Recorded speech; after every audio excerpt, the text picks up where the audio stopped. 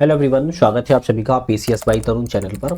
जैसे कि आप सभी को पता ही है कि हम एमपी जीके की बुक को कवर कर रहे हैं और एमपी जीके की जो हमारी बुक है, सिलेक्शन तक की जो बुक आती है, इस बुक को यहाँ पर जो है पूरी कवर कर रहे हैं। पिछली वीडियो में हम चैप्टर नंबर 1, 2, 3 बात कर चुके थे। आज जो होगा चैप्टर नंबर, हम चौथे चैप्टर की बात करेंगे। यहाँ पर जो चौथा वाला चैप्टर होगा मध्य प्रदेश का भौतिक विभाजन, और उसके बाद हम चौथे नंबर के बाद चैप्टर नंबर 5 की बात करेंगे, जिसमें हम मध्य प्रदेश की पर्वत श्रृंखलाओं के बारे में बात करेंगे। मध्य प्रदेश की पर्वत श्रृंखला चैप्टर छोड़ मत देना, यहां से 2 क्वेश्चन प्रत्येक एग्जाम में बनते हैं, एमपी का कोई भी एग्जाम। तो आज हम 2 चैप्टरों पर जो है बात करने वाले हैं। लेकिन सबसे पहले हम मध्य प्रदेश के भौतिक विभाजन की बात करेंगे, तब उसके बाद हम पर्वत श्रृंखलाओं को समझ पाएंगे कि कौन सी पर्वत श्रृंखला किस टाइप में बनी हुई है। तो जल्दी से एक बार चैनल पर नए हो, सब्सक्राइब लाइक शेयर करके बेल आइकन प्रेस कर लो। ये चैनल आपके मध्य प्रदेश एग्जाम के लिए बहुत ज्यादा इंपॉर्टेंट है। चाहो तो आप चैनल पर विजिट करके देख भी पाओगे। चलिए शुरुआत करते हैं अपना मध्य प्रदेश का भौतिक विभाजन। मध्य प्रदेश की भौतिक विभाजन की बात करें तो विभिन्न कालखंडों में मध्य प्रदेश का भौतिक विभाजन हुआ है। इसके अंतर्गत अंतरजात बल और बहिरी जात बल दोनों ही बलों का यहाँ पर कार्य किया गया है। इसमें उच्चावच, भिरिंस, दरारें जैसी विभिन्न आकृतियां मध्य प्रदेश में आपको मिल जाती है। ये तो होगी मोटी मोटी बात। भौतिक स्वरूप की बात करते हैं। मध्य प्रदेश का भौतिक स्वरूप जो है कैसा है। भौतिक स्वरूप में बात की जाए, मध्य उच्च प्रदेश, सतपुड़ा मैकाल श्रेणी, पूर्वी पठार एवं बघेलखंड का पठार आता है। अब इसमें मध्य भारत का पठार, बुंदेलखंड का पठार, मालवा का पठार, नर्मदा सोन घाटी का पठार और रीवा पन्ना का पठार, ये पांचों पठार जो हैं, अब हम इनके बारे में एक एक करके बात करेंगे। सबसे पहले एक मैप देख लेते हैं। मध्य भारत का पठार की बात की जाए, आपको नॉर्थ में देखने को मिलेगा, नॉर्थ वेस्ट में। बुंदेलखंड का पठार आपको बराबर नॉर्थ में मिलेगा। बुंदेल के पठार के दक्षिण में रीवा पन्ना का पठार मिलेगा और रीवा पन्ना पठार के दक्षिण में बघेलखंड का पठार मिलता है। मालवा का पठार आपका कहाँ मिलता है? मध्य भारत के पठार के दक्षिण मतलब कि पश्चिम में। और मालवा पठार एवं रीवा पन्ना के पठार के दक्षिण में नर्मदा सोन घाटी का पठार मिलता है और उसके नीचे सतपुड़ा मैकल क्षेत्र जो है पूरा मिलता है। ये मैप का चाहो तो फोटो भी निकाल सकते हो या आप अपने मैप पर ड्रॉ भी कर सकते हो। अब पहला हमारा जो पठार आएगा, मध्य उच्च प्रदेश के बारे में हम बात करेंगे। मध्य प्रदेश के लगभग 2/3 भाग जो है त्रिभुजाकार पठार के रूप में विस्तार है। इसका विकास विभिन्न कालखंडों में हुआ है और अपर्दन से हुआ है। धरातलीय उच्चावच के आधार पर इसको 5 भूभागों में बांटा गया है। अब आप समझ पाए कितने भागों में? 5 भूभागों। तो मध्य उच्च प्रदेश के भागों को 5 भागों में बांटा गया। अभी बात की मध्य भारत का पठार, बुंदेलखंड का पठार, मालवा का पठार, रीवा पन्ना का पठार, नर्मदा सोन घाटी का पठार। सबसे पहले हम मध्य भारत के पठार के बारे में यहाँ पर बात कर लेते हैं। इसका विस्तार की बात की जाए कैसा क्या है, तो इसका विस्तार, जो मध्य भारत का पठार का विस्तार है, मध्य प्रदेश के उत्तर एवं उत्तर पश्चिम भाग में स्थित है। बताया था ना, उत्तर एवं उत्तर पश्चिम भाग में जो है फैला हुआ है। इसके दक्षिण में क्या है? मालवा का पठार है। पूर्व में बुंदेलखंड का पठार है और पश्चिम में अरावली पर्वत माला है। अगर हम बात करें पश्चिम में क्या पड़ेगा? राजस्थान, मतलब कि अरावली पर्वतमाला पड़ जाएगी। इसके दक्षिण में क्या पड़ेगा? इसके दक्षिण में अगर हम बात करें तो मालवा का पठार आ जाता है ना। और अगर हम बात करें इसके पूरब में तो आपका बुंदेलखंड का पठार आ जाता है। इस तरीके से यह फैला हुआ है। अगर हम जिलों की बात करें, कौन कौन सी जिले हैं, तो भिंड, मुरैना, श्योपुर, ग्वालियर, शिवपुरी, गुना, नीमच एवं मंदसौर इसके अंतर्गत जिले आते हैं। देखो भाई, भौतिक प्रदेश पढ़ रहे हो, भौतिक विभाजन पढ़ रहे हो, कम से कम मैप रख के तो बैठना ही, इतना तो आपको समझ ही होगा, है ना, कि मैप रख के बैठो। इसका निर्माण मध्य भारत के पठार की बात की जाए तो आर्कियन, धारवाड़ और विंध्यन क्रम की चट्टानों के अनाच्छादन अपर्दन से इसका निर्माण हुआ है। भौतिक प्रभाग की बात की जाए तो खिचीवाड़ा, शिवपुरी, मुरैना, ग्वालियर, पश्चिम में कौंतेल का पठार इसके भाग हैं। अब बहुत सारे नाम तो आपने सुने ही नहीं होंगे जो इस बुक में दिए गए, क्योंकि अपडेटेड बुक है तो सारी चीजें इसमें नई है। इसकी ऊंचाई कितनी है? लगभग 450 मीटर से ज्यादा पठारी है और घाटियां की बात किया तो 150 मीटर से अधिक ऊंची इसकी घाटी है। तो पठारी भाग 450 मीटर से ऊंचा है, घाटियां 150 मीटर तक ऊंची है। इसका ढाल कैसा है? तो पूर्वान्मुखी ढाल है, तथा सीमित है, उत्तर पश्चिम में है, उत्तर पश्चिम में है। इसकी सर्वोच्च चोटी कौन सी है? टोंगरा, श्योपुर में है टोंगरा, 430 किलोमीटर की चोटी है। ध्यान रखना है, टोंगरा नाम लिख देता हूं, मैप पर लिख लेना। टोंगरा मध्य भारत के पठार की सबसे ऊंची चोटी है। इस वहां पर नदियां कौन सी बहती हैं? तो चंबल, सिंध, कुंवारी, ऊनो, पार्वती, सीप और माहुज यहां पर बहने वाली कुछ नदियां हैं। जलवायु कैसी है? तो महाद्वीपीय प्रकार की जलवायु यहाँ पर पाई जाती है। अर्थात शीत ऋतु अत्यधिक ठंडी होती है, ग्रीष्म ऋतु तीव्र गर्मी का अनुभव कराती है। मतलब कि जब ठंड होगी तो बढ़िया ठंड होती है, गर्मी होती है तो बढ़िया ठंडी गर्मी होती है। यहाँ वर्षा जो है सबसे कम वर्षा वाला क्षेत्र है, केवल 75 सेंटीमीटर से भी यहाँ पर कम वर्षा देखने को मिलती है। वनस्पति कैसी पाई जाती है, तो यहाँ पर जो वनस्पति है शीशम, खेर, पलास, बबूल यहाँ पर जो है वनस्पति है, जो कि 20 से 27 भाग पर यहाँ पर फैली हुई है। मिट्टी यहाँ पर कैसी है, तो जलोढ़ कछारी मिट्टी तथा काली मिट्टी आपको देखने को मिल जाती है। खनिज संगमरमर, चूना जैसे खनिज यहाँ पाए जाते हैं। तापमान की बात की है तो जैसे बताया गर्मियों में अत्यधिक गर्मी, तो 40 से लेकर 44 डिग्री तक यहाँ पर गर्मी होती है। सर्दियों में ज्यादा ठंडी, तो 15 डिग्री से लेकर 18 डिग्री सेल्सियस तक सर्दी हो सकती है। फसलें पीली क्रांति से प्रभावित है, मतलब कि एक तरीके से सरसों वाला ये क्षेत्र जो है जाना जाता है सरसों की हांडी का दर्जा है। अभी आ जाए कि मध्य प्रदेश में सरसों की हांडी किसे कहा जाता है, तो मध्य भारत के पठार को ही सरसों की हांडी के रूप में जाना जाता है। यहाँ पर कुछ फसलें हैं जैसे ज्वार, बाजरा, गेहूं, यहाँ पर फसलें भी मिल जाती है। यहाँ पर कुछ उद्योग हैं जैसे कैलारस, गुना, डबरा में शक्कर उद्योग, ये कुछ उद्योग है। शिवपुरी और बानमोर में खेर से कत्था बनाने का यहाँ पर प्रमुख उद्योग है। जो कत्था बनाया जाता है ना खेर की लकड़ी से, यहाँ पर शिवपुरी और बामोर में बनता है। सीमेंट जो है बामोर में बनता है। कृत्रिम रेसे, बिस्किट, चीनी मिट्टी के बर्तन कारखाने भी यहाँ पर इस क्षेत्र में फैले हुए हैं। मुरैना में 1400 मेगावाट की सोलर परियोजना इस समय अभी प्रस्तावित है, बनी नहीं है, प्रस्तावित है। मुरैना में सरसों अनुसंधान केंद्र भी प्रस्तावित है। तो देखो ये दोनों चीजें प्रस्तावित है मुरैना में, तो ये आपको याद रखना है। चंबल घाटी, चंबल घाटी का निर्माण अवनलिका अपर्दन, गली अपर्दन जिसे गुली रेशन भी कहते हैं, वही प्रक्रिया के परिणाम स्वरूप है। मतलब कि अवनलिका अपर्दन के परिणाम स्वरूप जो है चंबल घाटी का निर्माण जो है मिलता है। मतलब यहाँ पर गहरी खड्ड भूमि पाई जाती है, इसका निर्माण हुआ है। और एमपीपीएससी प्री 2019 में आया हुआ है क्वेश्चन है आपके लिए, एडवांस शीट हो गया। तो भाई गहरी खड्ड भूमि किसे कहते हैं, अवनलिका। मतलब कि इस तरीके से बड़ी बड़ी खड्ड का निर्माण जो है चंबल घाटी में आपको देखने को मिलता है। तो मध्य भारत के पठार में कोई डाउट है कमेंट कर लेना, आपको चीजें क्लियर यहाँ पर हो जाएगी। ठीक है, चलिए नेक्स्ट हम बात करेंगे बुंदेलखंड के पठार के बारे में। भाई बुंदेलखंड का पठार भी इंपॉर्टेंट है अपने आप में। बुंदेलखंड का पठार 2 राज्यों में फैला है, आपको पता ही होगा, मध्य प्रदेश और उत्तर प्रदेश में। हम हालांकि मध्य प्रदेश की बात कर रहे हैं। भौगोलिक विस्तार 23,733 वर्ग किलोमीटर क्षेत्र में फैला हुआ है, लगभग 7.7% भाग पर। इसके दक्षिण में बुंदेलखंड पठार जो है, इसके दक्षिण में और पूरब में, दक्षिण पूरब में, यहाँ पर वाले जो देखोगे, मान लो ये आपका बुंदेलखंड का पठार है, इसके दक्षिण पूरब में बात की जाए रीवा पन्ना का पठार है। इसके उत्तर पश्चिम में मध्य भारत का पठार, यहाँ पर मध्य भारत का पठार है। जिलेवार यहाँ पर सागर, शिवपुरी, पिछोर दतिया, निवाड़ी, दतिया, टीकमगढ़, छतरपुर, भिंड जिसमें लाहौर, ग्वालियर जिसमें डबरा, अशोकनगर, ये जो जिले हैं, इन जिलों में बुंदेलखंड जो है मध्य प्रदेश में फैला हुआ है। अच्छा, बुंदेलखंड का निर्माण कैसे हुआ, तो प्राचीन ग्रेनाइट और नीच चट्टानों के रूपांतरण से, मतलब प्राचीन ग्रेनाइट और नीच चट्टानों से बुंदेलखंड पठार का जो है निर्माण हुआ है। भौतिक प्रभाग की बात की जाए तो अर्धचंद्राकार पन्ना श्रेणी, बिजावर श्रेणी, नरहट स्कार और चंदेरी पाट से घिरा हुआ है। इसका जो विस्तार है वो कई सारी श्रेणियों से घिरा है, जैसे अर्धचंद्राकार पन्ना श्रेणी, बिजावर श्रेणी, नरहट स्कार और चंदेरी इस आसपास फैली है, उससे यह बुंदेलखंड जो पठार है वो फैला हुआ है या घिरा हुआ है। बुंदेलखंड पठार की औसत ऊंचाई कितनी है, तो 300 से लेकर 450 मीटर की औसत ऊंचाई है। अच्छा, इसकी सबसे ऊंची चोटी कौन सी है, लिख लो, सिद्ध बाबा। सिद्ध बाबा, सिद्ध बाबा जो है बुंदेलखंड पठार की सबसे ऊंची चोटी है, 1172 मीटर जो है सबसे ऊंची चोटी है, तथा उत्तर पूरब ढाल की ओर है बनी हुई है। तो अभी हमने मध्य भारत के पठार में टोंगरा चोटी बताई थी, सबसे ऊंची थी। बुंदेलखंड पठार में सिद्ध बाबा चोटी है।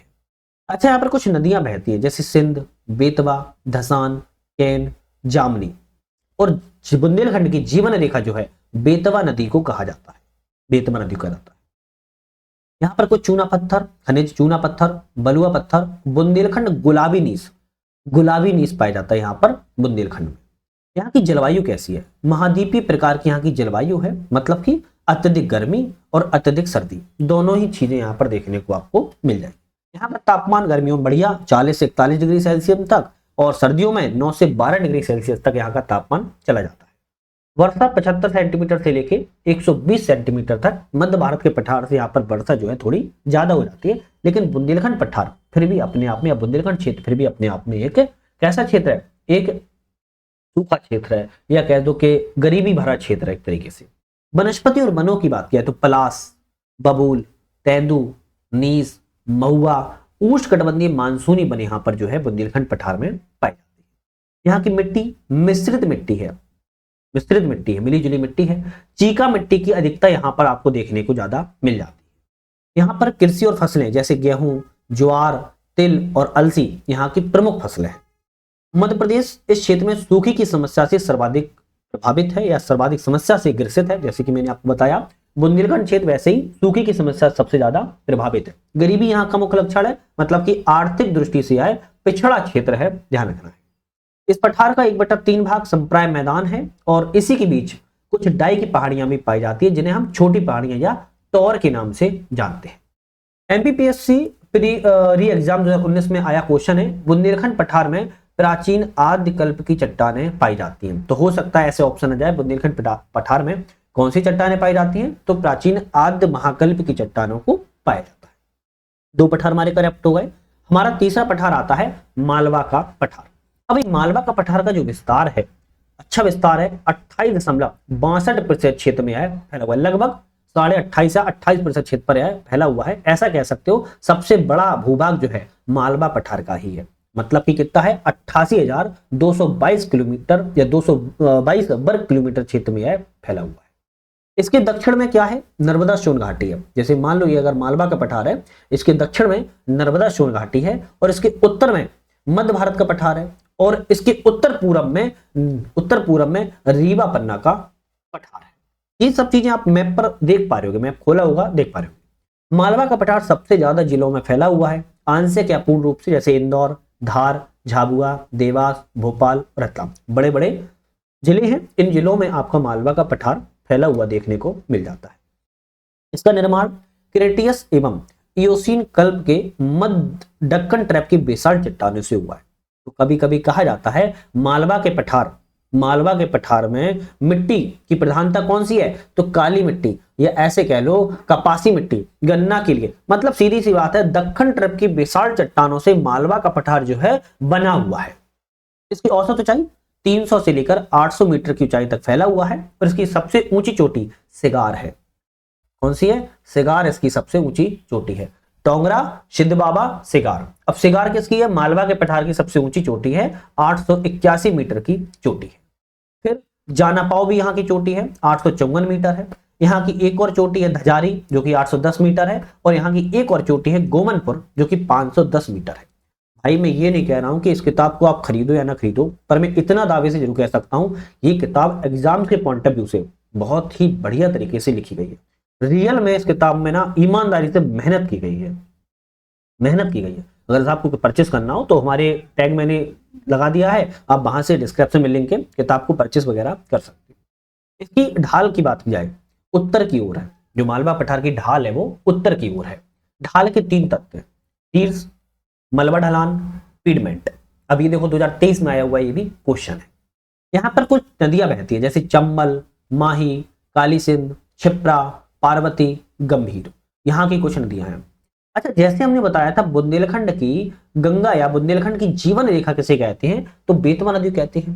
भाई मालवा के पठार की भी कोई ना कोई गंगा या जीवन रेखा होगी, तो हम कहेंगे क्षिप्रा। मालवा के पठार की गंगा या जीवन रेखा जो है क्षिप्रा नदी को कहते हैं। यहाँ पर कुछ खनिज हैं जैसे रॉक फास्फेट, टंगस्टन, जो है आपके यहाँ पर खनिज पाए जाते हैं। यहाँ की जलवायु कैसी है, सम जलवायु है, मतलब कि कर्क रेखा यहाँ के मध्य से गुजरती है मालवा के पठार से। और फायान के द्वारा, जो फायान आया था प्राचीन काल में, उसने यहाँ की जलवायु को सबसे सर्वश्रेष्ठ जलवायु बताया है। तो ये क्वेश्चन बन सकता है, अभी तक नहीं आया, कि मालवा के पठार का जलवायु को सबसे जलवायु किस प्राचीन काल में आए हुए यात्री ने कहा है, फायान यात्री ने कहा है। यहाँ से कौन सी रेखा गुजरती है, कर्क रेखा गुजरती है। यहाँ की जलवायु कैसी है, यहाँ की सम जलवायु है। तापमान यहाँ पर 40 से 42 डिग्री सेल्सियस तक पाया जाता है अधिकतम, और न्यूनतम 10 से 12 डिग्री सेल्सियस तक पाया जाता है। मतलब कि सामान्यतः यहाँ पर गर्मी और सामान्यतः यहाँ पर ठंडी बनी रहती है, मतलब सामान्य है, न ज्यादा गर्मी न ज्यादा ठंडी। आसमान वर्षा का वितरण जो है असमान है, मतलब कि वर्षा कहीं ज्यादा कभी कम होती रहती है। पश्चिमी भाग में यहाँ पर कम वर्षा होती है, जबकि पूर्वी भाग में अपेक्षाकृत ज्यादा वर्षा होती है। ऐसा कहा जाता है कि जो पश्चिमी वाला भाग है, जो गुजरात वाले साइड से या राजस्थान वाली साइड में 75 सेंटीमीटर वाला भाग है, और जो मध्य प्रदेश में पड़ता है भाग पूरब वाला, वहां पर 120 सेंटीमीटर तक वर्षा हो जाती है। यहाँ पर वनस्पतियां उष्णकटिबंधीय मानसूनी बन पाई जाती है, जिसमें सागौन, सनाई घास, तेंदू इत्यादि यहाँ पर वनस्पतियां बन पाई जाती है। यहाँ की मिट्टी काली मिट्टी क्षेत्र है, क्योंकि बेसाल्ट चट्टानों के अपक्षय अपरदन से बनी है। भाई दक्कन टाइप बेसाल्ट मतलब कि काली मिट्टी, एक तरीके से लावा पठार है ना, लावा का मिट्टी से जो है बना हुआ है, ये बात आप समझ गए। बात किया यहाँ पर फसलें, कृषि आत्मनिर्भरता है, जिसमें गेहूं, कपास, सोयाबीन, मूंगफली का उत्पादन यहाँ पर बढ़िया मात्रा में होता है। कुछ इंपोर्टेंट की पॉइंट है, जैसे उज्जैन महाकाल नगरी और मंदसौर पवित्र नगर मालवा पठार में ही आता है। वन क्षेत्र की बात किया है, शाजापुर सबसे ज्यादा, फिर उज्जैन, फिर रतलाम में है। भाई ये चीज तो समझते होगे ना, जिस साइड इसका मुंह खुला होता है, जिस साइड मुंह खुले वाले साइड जो लिखा होता है वो ज्यादा को दर्शाता है, और जिस साइड नुकीला हिस्सा होता है वो कम को दर्शाता है। तो उज्जैन शाजापुर में सबसे ज्यादा, फिर उज्जैन, फिर रतलाम। पीथमपुर जो है मालवा पठार में औद्योगिक केंद्र के रूप में स्थित है। बदनवार धार में पीएम पार्क का निर्माण हुआ है। अब पीएम मित्र पार्क जो है भारत में कई सारे बने हैं, इसमें मध्य प्रदेश में धार के बदनवार में पीएम मित्र पार्क का निर्माण हुआ है। यहाँ पर कुछ समाचार पन्नों में रहने वाला कुछ पॉइंट है। क्षिप्रा परिक्रमा यात्रा गंगा दशहरा के अवसर पर 4 से 5 जून 2025 को संपन्न हुई थी। ये समाचार पन्नों की खबर है।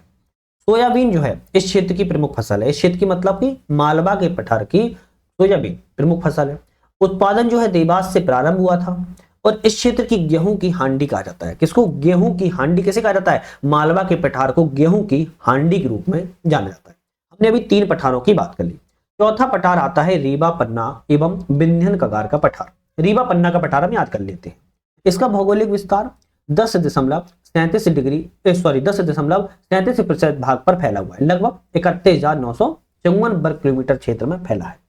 इसके दक्षिण में मालवा व बघेलखंड का पठार है। रीवा पन्ना के पठार के अगर आप दक्षिण में देखोगे तो मालवा एवं बघेलखंड का पठार है। उत्तर में गंगा यमुना का मैदान इसके स्थित है। कितने जिले फैले हैं? तो रीवा, सतना, पन्ना, सिंगरौली, सीधी, सागर, मेहर, महूगंज। अब ये कुछ नए जिले हैं, इनको याद कर लो। रीवा पन्ना पठार के अंतर्गत ये आते हैं, जिसमें मेहर, महूगंज, सागर, सीधी, सिंगरौली, पन्ना, सतना, रीवा जिले रीवा पन्ना पठार के अंतर्गत आते हैं। बात की जाए इसका निर्माण कैसे हुआ, तो विंध्यन शैल समूह से इसका निर्माण हुआ है। आग्नेय चट्टानों के अपक्षय अपरदन के कारण तथा अवसादीकरण और कायंत्रण से इसका निर्माण, सीधी सी बात एक नॉर्मल भाषा में कही जाए, विंध्यन शैल समूह तथा आग्नेय चट्टानों के अपक्षय अपरदन से रीवा पन्ना पठार का निर्माण हुआ। भाई इसका भौतिक विभाजन, तो विंध्याचल श्रेणी का कैमूर और तथा भांडेर एवं कैमूर के समानांतर सो नदी इसके भौतिक प्रभाग में जो है प्रवाहित। इसकी औसत ऊंचाई 300 से 450 मीटर तक इसकी औसत ऊंचाई है। इसकी ढाल उत्तरमुखी मतलब उत्तर की ओर है। कगारों का इसका निर्माण होता है। अच्छा, इसकी सबसे ऊंची चोटी कौन सी है? तो सबसे ऊंची चोटी याद करो सद्भावना है। कौन सी है? सद्भावना है। देखो इस तरीके से भी सद्भावना लिखा जा सकता है, शायद दाम में डंडा गलत लगा दिया, और इस तरीके से सद्भावना लिखा जा सकता है। कितना है? 752 मीटर इसकी सद्भावना मीटर सबसे ऊंची चोटी है। चोटियों को एग्जाम्स के पॉइंट ऑफ व्यू से अलग कॉपी में नोट कर लेना, वरना भूल जाओ। कुछ चीजें आपको याद करने के लिए लिखते चलना, नोट्स बनाते चलना।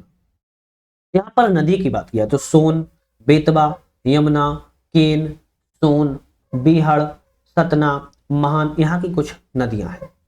चूना पत्थर, बलुआ पत्थर, हीरा और जिप्सम जो खनिज है वो आपके रीवा पन्ना के पठार में ही देखने को मिलते हैं।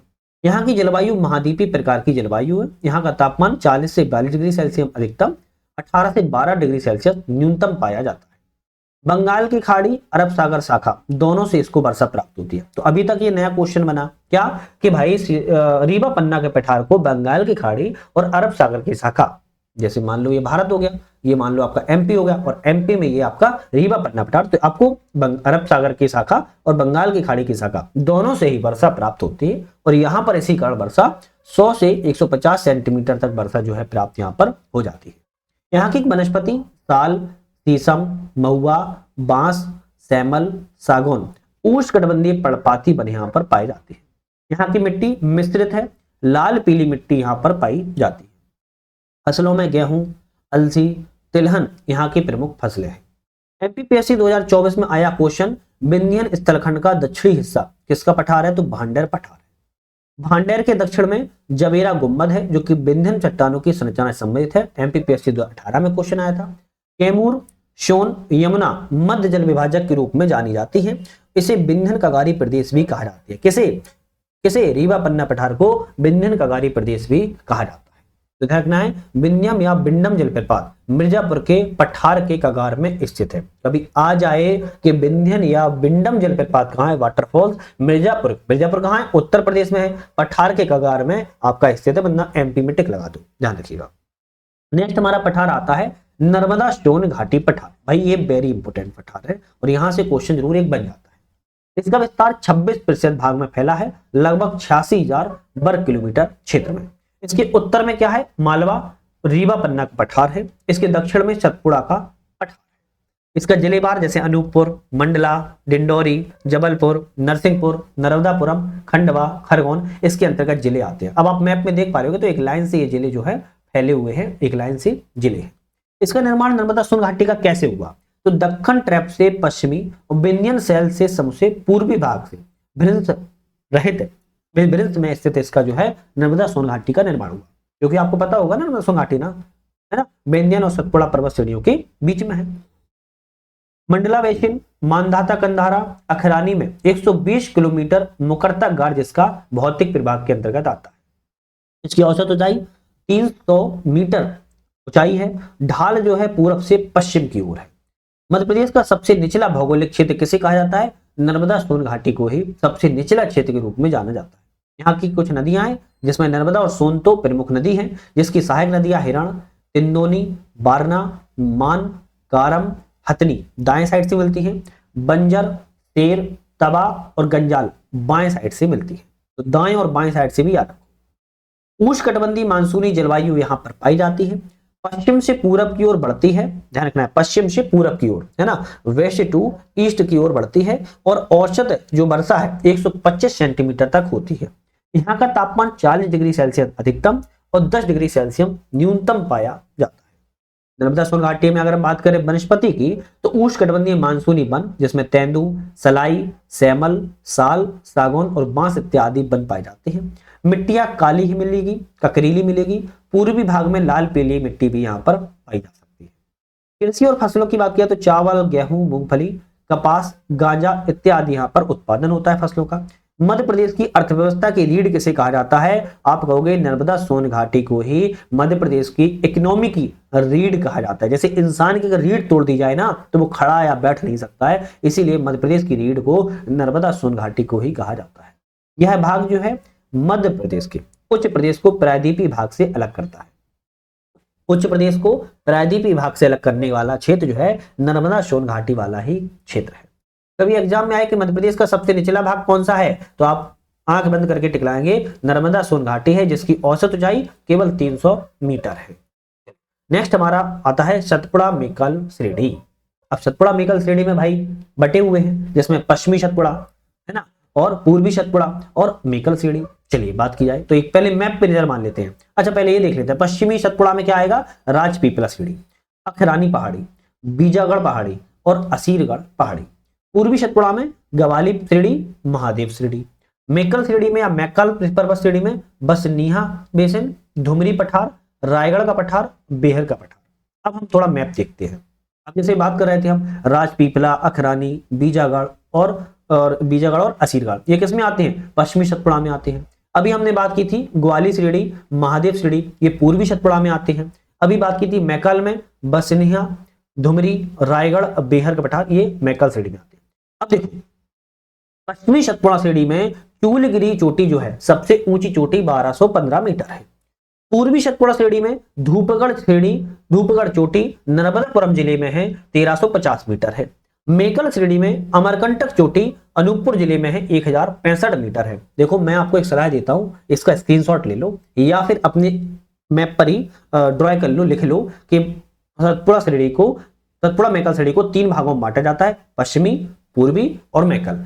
पश्चिमी में कौन कौन सी पहाड़ी है, पूर्वी में कौन कौन सी हैं और मेकल में कौन कौन सी है। ये आप इंपोर्टेंट है, याद कर लो। ये चोटियां बहुत इंपोर्टेंट है, याद कर लो। पश्चिमी सतपुड़ा में चूलगिरी चोटी, पूर्वी सतपुड़ा में धूपगढ़ चोटी, मैकल श्रेणी में अमरकंटक चोटी। एक क्वेश्चन यहीं पर एक बन सकता है कि पश्चिमी सतपुड़ा और पूर्वी सतपुड़ा के बीच में कौन सा दर्रा है? बुरहानपुर का दर्रा है। अब देखो अभी तक ना सुना हो तो याद कर लो, बुरहानपुर का दर्रा पश्चिमी सतपुड़ा श्रेणी पूर्वी सतपुड़ा श्रेणी को अलग करता है या जोड़ता है, आपको याद कर लेना है। अब हम विस्तार की बात करें तो इसके उत्तर में नर्मदा सोन घाटी, दक्षिण में महाराष्ट्र का पठारी घाटी क्षेत्र है।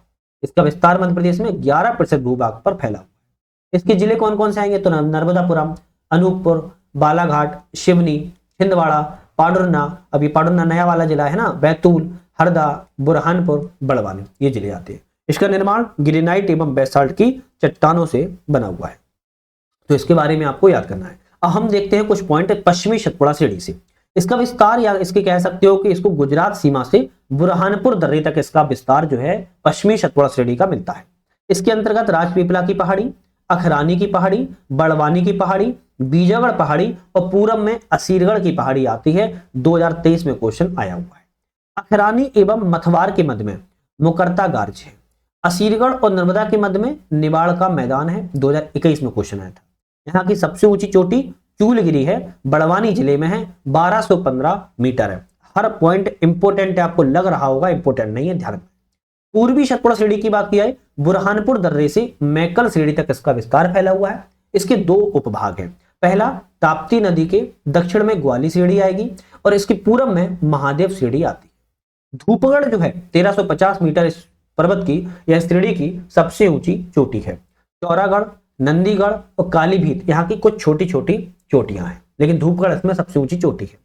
तीसरा आता है मैकाल का पठार या श्रेणी, अर्धचंद्राकार रूप में स्थापित है। इसका विस्तार वर्तमान छत्तीसगढ़ में है। वैसे तो इसके कई भाग हैं, जैसे उत्तर से दक्षिण की ओर चलेंगे हम, उत्तर नॉर्थ से साउथ की ओर। सबसे उत्तर में बसनिया बेसिन है, फिर उसके दक्षिण में धुमरी का पठार है, फिर उसके दक्षिण में रायगढ़ का पठार है, उसके दक्षिण में बेहर का पठार है। यहाँ की सबसे ऊंची चोटी भैया अमरकंटक है, 1067 मीटर है। यहाँ की कुछ एक और चोटी है जिसमें बदरगढ़ है जो कि 1176 मीटर है, लेकिन यह छत्तीसगढ़ में है, ना कि मध्य प्रदेश में है। तो आपको ध्यान रखना है, अगर कभी एग्जाम में इस टाइप में आ जाए कि भाई मैकाल पर्वत की या मैकाल पठार श्रेणी की सबसे ऊंची चोटी कौन सी है, अमरकंटक या फिर बदरगढ़, और ऑप्शन दोनों हो तो आप बदर पर टिक लगा देना। क्यों? उसने ये नहीं बोला है क्वेश्चन में कि मध्य प्रदेश में कौन सी है, लेकिन अगर ऑप्शन में खुल जाए कि मैकाल पर्वत पठार में या मैकाल पर्वत श्रेणी में मध्य प्रदेश की सबसे ऊंची चोटी कौन सी है, तब दोनों ऑप्शन हो तब आप टिक लगाओगे अमरकंटक है। इसकी सामान्यता ऊंचाई की बात की जाए लगभग 900 मीटर है।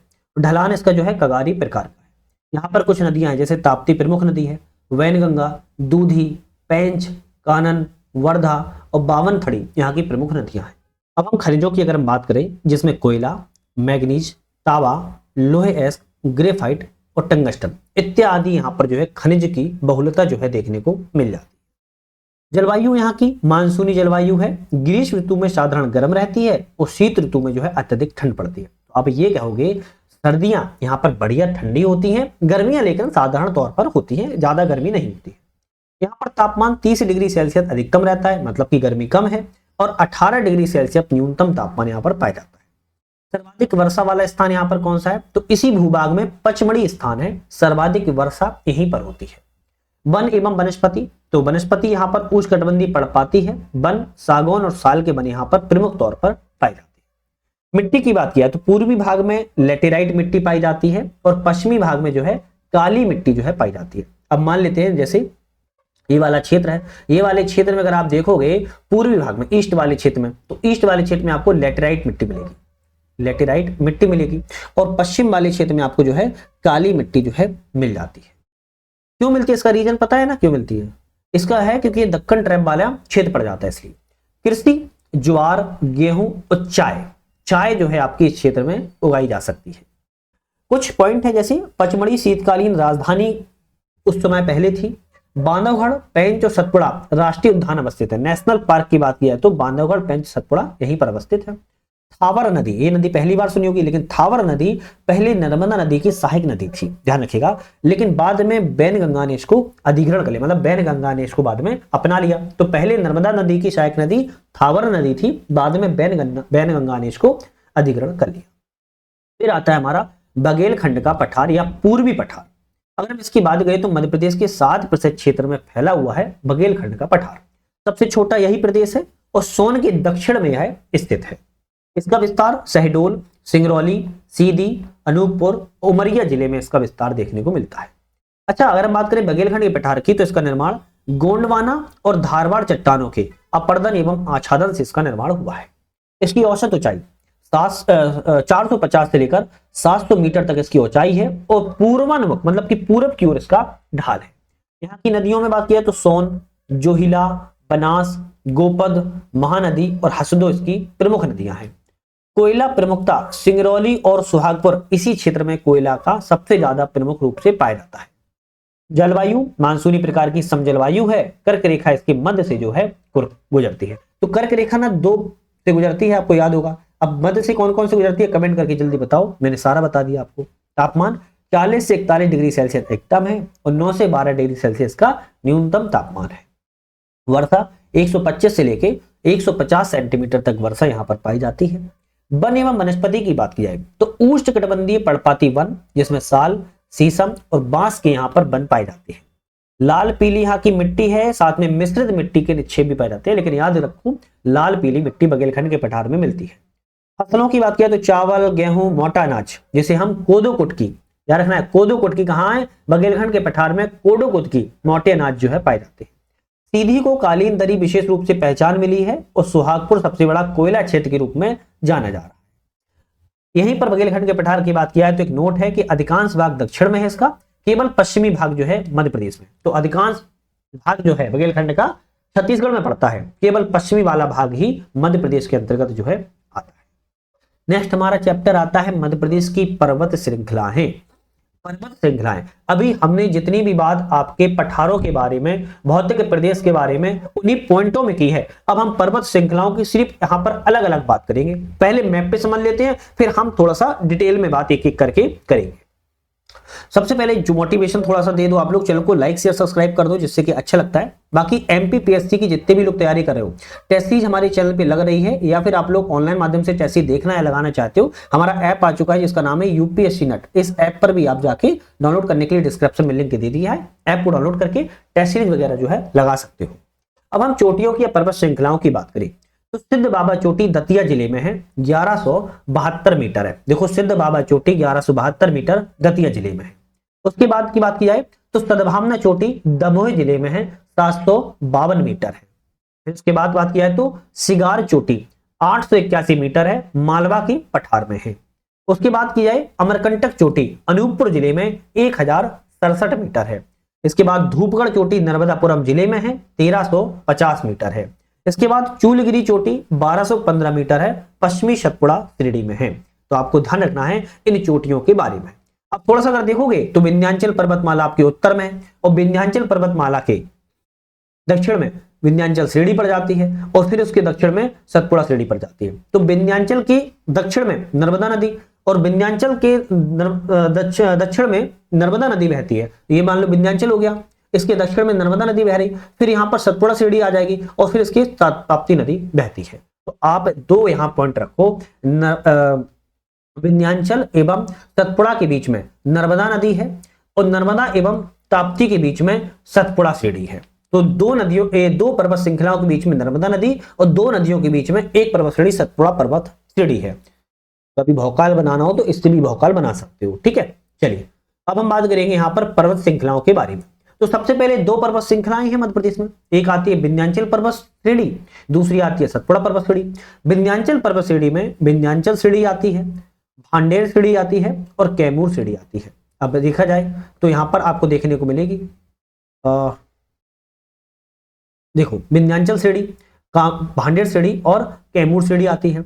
वहीं सतपुड़ा श्रेणी में पश्चिमी सतपुड़ा श्रेणी, पूर्वी सतपुड़ा श्रेणी और मैकाल श्रेणी आती है। अभी बताया था पूर्वी सतपुड़ा श्रेणी, पश्चिमी सतपुड़ा श्रेणी, पूर्वी सतपुड़ा श्रेणी और मैकाल श्रेणी आती है। इनके अंदर भी डिवीजन है, तो हम एक एक करके अब बात करेंगे। सबसे पहले हम विंध्याचल पर्वत श्रेणी की बात करते हैं। विंध्याचल पर्वत की बात की जाए तो विंध्याचल श्रेणी का सबसे पश्चिमी भाग है, सबसे पश्चिमी भाग विंध्याचल ही है। इसकी सर्वोच्च चोटी कौन सी है? सिगार चोटी इसकी सबसे सर्वोच्च चोटी है, 881 मीटर की ऊंचाई है। यहाँ पर कुछ पहाड़ियां हैं, यहाँ पर कुछ पहाड़ियां हैं। कौन कौन सी पहाड़ियां हैं? तो भीमबेटका, सलकनपुर, असरपी पहाड़ियां की प्रमुख पहाड़ियां हैं। भोपाल की पहाड़ियां भी इसी श्रेणी का, विंध्याचल श्रेणी का ही भाग है। टॉलमी ने इसे विडियंस एवं आउडियन के रूप में कहा था। विंध्याचल पर्वतमाला की लगभग लंबाई की बात करें 1000 मीटर से लेकर 1000 किलोमीटर से लेकर 1200 किलोमीटर में फैली हुई है। 2024 में आया क्वेश्चन। विंध्याचल पर्वत श्रृंखला कगारी श्रृंखला है। इसी कारण नदियों ने कंदरा एवं जलप्रपात यहां पर बनाए हुए हैं। विंध्यन कगार को विंच भी कहा जाता है। अच्छा, आप कगार समझते हो ना, इस तरीके से खड़ा कगार, जब खड़ा कगार होता है तभी वाटरफॉल जो है बनते हैं। वाटरफॉल्स का निर्माण जो है कगारों पर ही होता है, तो इसीलिए विंध्याचल पर्वत श्रेणी में ही सबसे ज्यादा जलप्रपात भी बने हुए हैं। तो विंध्याचल श्रेणी में विंध्याचल के बाद भांडेर पर्वत श्रेणी आती है। सतपुड़ा श्रेणी के मध्य का भाग है विंध्याचल श्रेणी, विंध्याचल श्रेणी का मध्य का भाग है। ये हो जाएगा वेस्ट का, ये हो जाएगा मध्य का। तो इसका सोन पन्ना पठार के दक्षिणी भाग में भांडेर श्रेणी स्थित है। इसे मुख्य रूप से सागर और दमोह में विशेष रूप से जवेरा का गुम्मद के रूप में इसको जाना जाता है। भांडेर की सबसे ऊंची चोटी कौन सी है? सद्भावना शिखर, इसे गुडविल पीक भी कहते हैं। 752 मीटर जो है ऊंची है। अब आता है कैमूर। अब कैमूर कहां पर है? तो विंध्यन की सबसे पूर्वी है कैमूर श्रेणी। विंध्यन श्रेणी के सबसे पूर्वी कैमूर श्रेणी है। इसकी औसत ऊंचाई जो है 686 मीटर है। यहाँ की कुछ प्रमुख पहाड़ियां हैं। त्रिकुटा, गिद्धराज पर्वत। अब त्रिकुटा का तो नाम सुना ही होगा। यहाँ की कुछ नदियां जैसे यमुना, सोन नदी के मध्य जल विभाजक का काम जो है करती है। फिर आता है सतपुड़ा मैकल पर्वत श्रेणी। सतपुड़ा मैकल पर्वत श्रेणी से ही एक या दो क्वेश्चन जरूर बने जाते हैं। पश्चिमी सतपुड़ा श्रेणी, पूर्वी सतपुड़ा श्रेणी, मेकल सतपुड़ा श्रेणी में बांटा है। पश्चिमी में राजपीपला, अखरानी, बीजागढ़, असीरगढ़ आता है। पूर्वी में ग्वालीगढ़, महादेव आता है। मैकल में बसनिया, धुमरी का पठार, रायगढ़ का पठार, बेहर का पठार, पारसबाड़ा का पठार आता है। सतपुड़ा पर्वत श्रेणी भौतिक विभाजन में बढ़ लेते हैं, ध्यान रखिएगा। मध्य प्रदेश की कुछ चोटियों की बात कर लेते हैं। ये विभाजन तो आपको याद हो गया होगा, है ना? लिख लो, याद कर लो भाई, स्क्रीनशॉट ले लो, इसको लिख लेना, याद कर लो, इसको मैप पे टच कर लो। मध्य प्रदेश की प्रमुख चोटियों को एक बार हम फिर से याद करते हैं। सिद्ध बाबा चोटी दतिया जिले में 1172 मीटर है। ग्वालियर में ही गोपांचल पर्वत भी है। श्योपुर में टोंगरा चोटी है 430 मीटर। सद्भावना चोटी की बात किया दमोह जिले में है 752 मीटर। त्रिकुटा पर्वत मेहर जिले में है, ध्यान रखना है। गिद्धराज पर्वतमाला सतना जिले में है। सतना जिले में ही नरोहल श्रेणी पर्वत भी है। अमरकंटक चोटी अनूपपुर जिले में है। बात की जाए जबलपुर में लमहेटा हिल्स है। लांजी हिल्स की बात किया तो बालाघाट में है। चौरागढ़ चोटी की बात किया तो नरसिंहपुर जिले में है। बात की जाए भोपाल जिले में तो धूपगढ़ चोटी नर्मदापुर जिले में है, नर्मदापुर जिले में धूपगढ़ चोटी है। भोपाल में अलग अलग चोटियां, जैसे भोपाल में श्यामला, न्योरी, अरेरा, कटारा और ईदगाह है। वहीं बात किया है इंदौर जिले में, सिगार चोटी इंदौर जिले में सबसे ऊंची है। उसके बाद जानापाव पहाड़ी भी है और आपकी धजारी चोटी भी है। और बड़वानी जिले में चूलगिरी चोटी है। ये चोटियों को आप, मैं जूम आउट कर देता हूं, अब थोड़ा सा स्क्रीनशॉट ले लो इन चोटियों को, मैं कहूँ तो क्लियर भी साफ भी कर देता हूं, है ना? आप अच्छे से इसको स्क्रीनशॉट लेके पढ़ पाओगे। ये लीजिए, इसका आप स्क्रीनशॉट ले लो अच्छे से और याद कर लो भाई, बहुत इंपॉर्टेंट है। चलिए, तो हमने यहाँ पर 2 चैप्टरों की यहाँ पर पूरी बात की है ना? तो अब हमारी जो नेक्स्ट वीडियो आएगी इसमें हम कौन कौन से चैप्टरों की बात करेंगे, अब हम उसकी बात यहाँ पर आपको पहले बता देते हैं। नेक्स्ट वीडियो में किस किस टॉपिकों पर बात करेंगे। तो हम जो बात करेंगे मध्य प्रदेश की अपवाह तंत्र, नदियां, बहुउद्देशीय परियोजनाएं, बहुत बड़ा चैप्टर है, लगभग उसमें 1 से 1.5 घंटा लगेगा, जिसमें नदियों की बात करेंगे, बहुउद्देशीय परियोजनाओं की बात करेंगे, झीलों की बात करेंगे, जल प्रपातों की बात करेंगे। ये सब चीजें आपकी नदियों से, वाटर से संबंधित है, और नेक्स्ट वीडियो में हम बात करेंगे। तो आप लोग चैनल पे नए हो, सब्सक्राइब, लाइक, शेयर करके बेल आइकन प्रेस कर लो, जिससे कि नई वीडियो आए तो उसका आपको नोटिफिकेशन वगैरह मिल सके। तो आज के लिए बहुत बहुत धन्यवाद।